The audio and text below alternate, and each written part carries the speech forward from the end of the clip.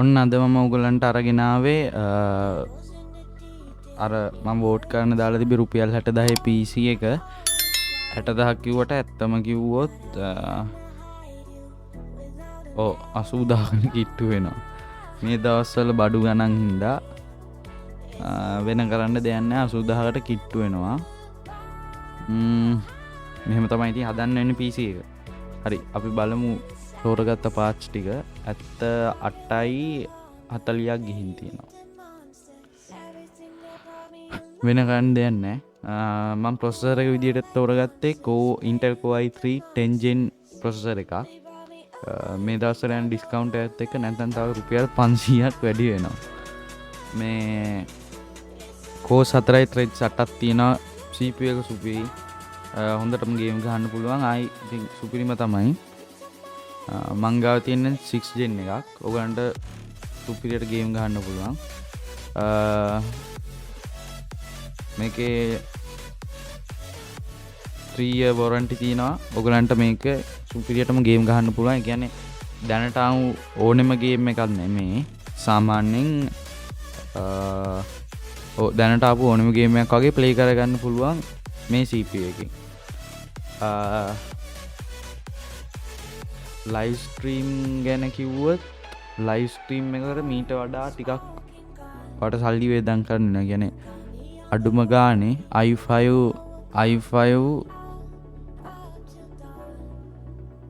6 Gen එකකටත් යන්න වෙනවා. මේ 10 Gen එකක් හින්දා ඔයගොල්ලෝ 10 Gen එකක් ගන්න එකේ වාසිය තමයි දැන් ඔයගොල්ලන්ට PC එක මුලින්ම හදද්දී අඩුවට PC එක හදාගන්න Core i3 10 Gen එකක් දාලා හදාගන්නවා. ඊට පස්සේ ඔයගලන්ට පස්සේ පුළුවන් මදර්බෝඩ් එක නැත්තම් මාරු කරන්න වෙනවා. ඒකට තව පියදමක් යන හින්දා දැනට Core i3 10 Gen එකක් දාලා ඔයගොල්ලෝ පස්සේ i5 10 Gen එකක් දාලා හදාගන්න පුළුවන්. කිසිම ප්‍රශ්නයක් නැහැ. i5 10 Gen එකක් දාලා ඕක පස්සේ හදාගන්න පුළුවන්. එතකොට තවත් performance වැඩි ලයිව් ස්ට්‍රීම් කරන කෙනෙක් නම් තවත් වාසි. හරි. ඒක තමයි processor එක. Core i3 10 Gen processor එක. අවුරුදු 3ක් warranty තියෙනවා නික. අපි යම් motherboard එකට. motherboard එක මම තෝරගත්තේ ASRock H470M කියන motherboard එක. ඇත්තටම ASRock ලංකාවේ ගොඩක් අඩුවෙන් තමයි පාවිච්චි වෙන්නේ. හැබැයි මේක ගොඩක් හොඳ motherboard එකක්. ඒකයි මම මේ motherboard එක තෝරගත්තේ. මේකටත් අවුරුදු 3ක් warranty තියෙනවා. ඒ වගේම DDR4 RAM sticks දෙකක් ගහන්න පුළුවන්. 4ක් ගහන්න බෑ. 4ක් ගහන්න එකක් ගත්තොත් තව ටිකක් වඩා සල්ලි වේදම් කරන්න එනවා. මම කිව්වේ 60000ක් කියලා. ඒකින්ද 60000ට සමාන්තර වෙන ගානකට තමයි හදන්නේ. ඒ වගේම සාමාන්‍ය මේක හොඳ motherboard එකක්. ගේමින් කියන්න අමාරුයි. මොකද RAM sticks දෙකක් තියෙන ඉඳ ගේමින් motherboard එකක් නෙමෙයි. අඩුම in stock තියෙන motherboard එක හැටියට මම මේක ගත්තේ ASRock H470M motherboard එක. ASRock කියන්නේ ඇත්තටම හොඳ brand එකක්. ඕගොල්ලොත් මේ PC එකක් හදනවා නම් මේ වගේ motherboard එකට යන්න පුළුවන් දාන්න try එකක් දෙන්න.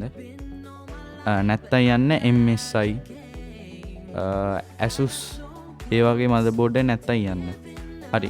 ඊළඟට අපි යන් RAM එකට යන්කෝ බලන්න. හරි. RAM එක වෙන්නේ Kingston Fury Beast 8GB DDR4 MHz 2666 RAM එකක්. RAMs දෙකක් දාන්න පුළුවන්. ඔයගලන්ට price එකම දැන්ටම පේනවනේ. ඒකින්ද RAMs දෙකක් දාන්න මම හිතන්නේ RAM දෙකක් දාන්න පොඩ්ඩක් සල්ලි වේදම් කරන්න වෙනවා. නැත්තම් මේ motherboard එකට දාන්න පුළුවන් දෙකක්. මේක DDR4 Kingston කියන්නේ හොඳ brand එකක්. රුපියල් 12000 අවුරුදු 5ක් warranty තියෙනවා නික. Kingston කියන්නේ හොඳ brand එකක්. 8GB memory ඔයගලන්ට මේකෙන් පස්සේ තව ටිකක් පස්සට ගිහිල්ලා මේ දාගන්න පුළුවන්. තව RAM එකක්. ඒක ප්‍රශ්නයක් කරගන්න එපා. ඉතින් RAM එකක් මුලින්ම දාලා පස්සේ RAM එකක් දාගන්න එක. ඉතින් පස්සේ එකතු කරලා එහෙම ගන්න පුළුවන්. ඇත්තට මේකත් හොඳ RAM එකක් කියලා කියන්න පුළුවන්. ඔව්. හරි. එහෙනම් අපි ඊළඟට යන් අපේ power supply එකට. හරි. මේ power supply එක වෙන්නේ Thermaltake Light Power 650 watt RGB power supply test එක. අවුරුදු 2ක් warranty තියෙනවා. මේකෙත් discount එකක් තමයි යන්නේ, නැත්නම් 500ක් වැඩි වෙනවා. ඇත්තටම Thermaltake කියන්නේ හොඳ brand එකක්. මම හිතන්නේ ළඟදී තමයි ලංකාවටත් මේ දුන්නේ Thermaltake එකකින්. watt 650 power supply එක. මේකත් හොඳ power supply එකක් කියලා කියන්න පුළුවන්. මොකද Thermaltake කියන්නේ හොඳ brand එකක්. watt 650 ගන්න මම හිතුවේ ඔයගොල්ලන්ට පස්සේ කාලෙදී නිකන් හරි graphic card එකක් දැම්මොත් RTX එකකට යනවා නම් power supply එක සම්පූර්ණයෙන් වෙනස් ගන්න වෙනවා. දැන් සාමාන්‍යයෙන් GTX 1050 Ti වගේ යනවා නම් මේ power supply එක ඇති. දැන් මේ තියෙන part උත් එක්ක ඇති power supply එක watt 650.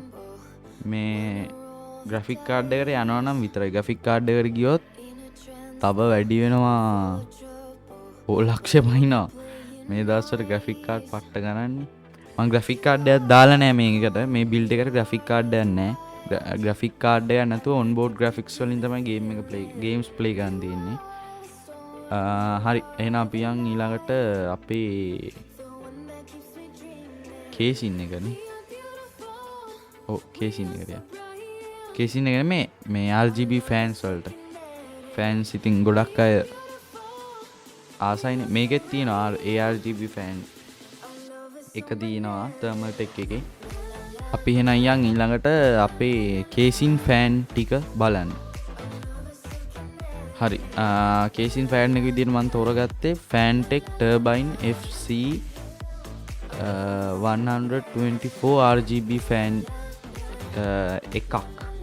මේක මං හිතන්නේ kit එකක් නේ තියෙන්නේ.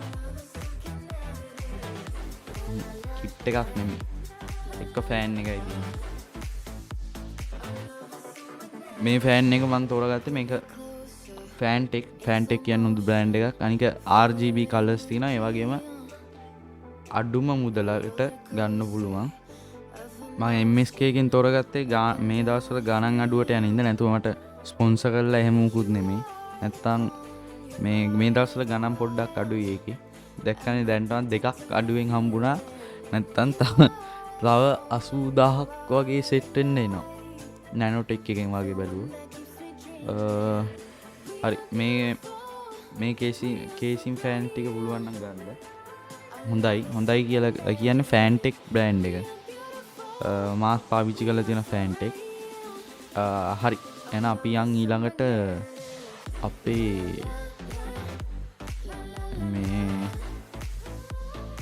hard එකට HDD එකට අනිවාර්යෙන් අවශ්‍යම වෙන දෙයක්. එක HDD එකයි මම ගත්තේ. ඒකට යන්කෝ බය.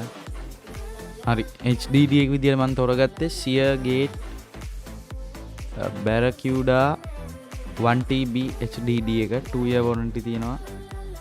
මේ HDD වලින් මේ brand එක මෙන්න මේ brand එක හොඳම brand එකක් කියලා කියන්න පුළුවන්.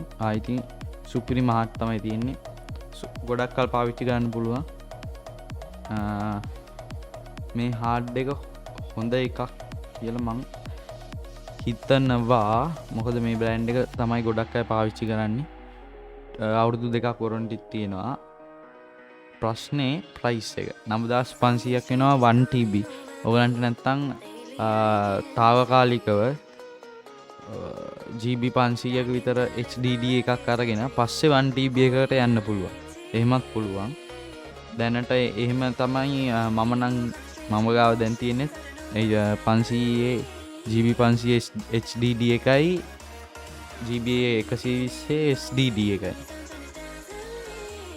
ඒ දෙකයි විතරයි මං ගාව දෙන්නේ. GB 500 නෙමෙයි GB 640. ඒ වගේ යන්න පුළුවන් ඒ වගේ පොඩි එකකට ගිහලා ඊට පස්සේ ලොකු එකට යන්න පුළුවන්. ඇත්තට මේකත් හොඳ HDD එකක්. හරි එහෙනම් අපි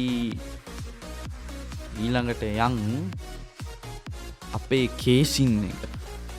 කට්ටියට වැදගත්ම වෙන දේ තමයි කේසින් එක කියන්නේ.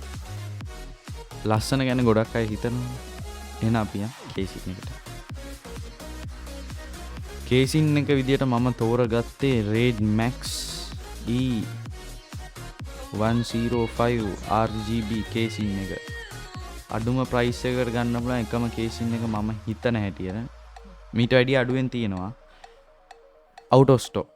ඒක නිසා මම මේක තෝරගත්තා.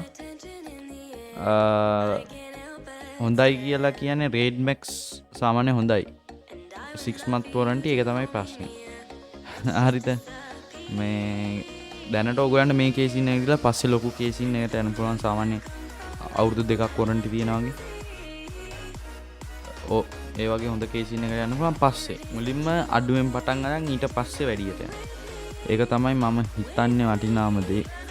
එහෙනම් අදට මෙතනින් ඔන්න PC එකේ පාර්ට්ස් ඔක්කොම කිව්වා. ඔයගොල්ලෝ කැමති අය MSK එකට ගිහිල්ලා බලලා මම වැරදියට කිව්වා නම් සෝරි ඔන්න ඕනේ. අඩු පාර්ට්ස් මොනාර කිව්වා නම් ඒකට සෝරි වෙනවා. ග්‍රැෆික් කාඩ් එක මම කිව්වා පාවිච්චි ග්‍රැෆික් කාඩ් එකක් දැම්මේ නැත්නම් දැම්මොත් ප්‍රයිස් එක තව වැඩි වෙනවා. ඒක නිසා එහෙනම් ඔයගොල්ලෝ බලලා PC එක හදන්න පුළුවන් නම් පුළුවන් කට්ටිය හදලා එහෙම හදාගත්ත කෙනෙක් ඉන්නවා නම් අපේ Discord එකට ෆොටෝ එවන්න. එහෙනම් මම මෙතනින් වීඩියෝ එක නවත්තනවා. subscribe කරපු නැති අය subscribe කරන්න. share කරන්න. වැදගත් වෙනවා කියලා හිතනවා නම් share කරන්න. like කරගෙන යන්න. එහෙනම් අපි ගියා.